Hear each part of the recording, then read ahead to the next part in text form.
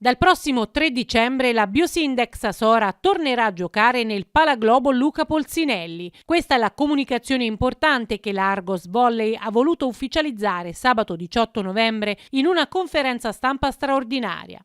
Al tavolo dei relatori il patron Gino Giannetti, l'avvocato Mario Cioffi, dirigente dell'Argos Volley, ed il primo cittadino di Sora, Roberto De Donatis. Il vertice societario, dopo aver valutato i documenti relativi ad altre società di volley con analoghe problematiche, si è reso conto dell'esistenza di una interpretazione molto più estensiva dell'ammissione al campionato che era applicabile anche alla società sorana e quindi, una volta effettuate le verifiche al palazzetto, ha contattato l'amministrazione comunale, che si è dimostrata pronta a sostenere la squadra, e quindi l'Argos Volley ha chiesto alla Lega il cambio di campo per la disputa del campionato. Abbiamo provveduto ieri sera ad inoltrare una PEC certificata, così come prevede il regolamento, richiedendo un immediato trasferimento da Frosinone a Sora.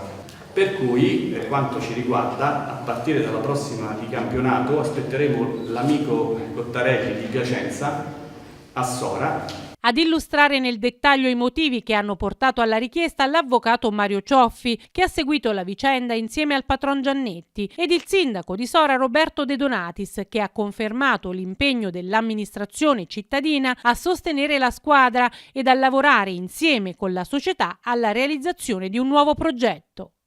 Adesso però ci sono un'ulteriore possibilità sulla quale abbiamo già da oggi iniziato a ragionare, perché poi siamo, questo lo posso dire, Gino è un amico, un imprenditore, ma io sono un tecnico, siamo persone pratiche, concrete, nel senso che se c'è un finanziamento possibile di 2 milioni di euro, io penso che noi concorreremo per andare a prenderlo, lo faremo insieme.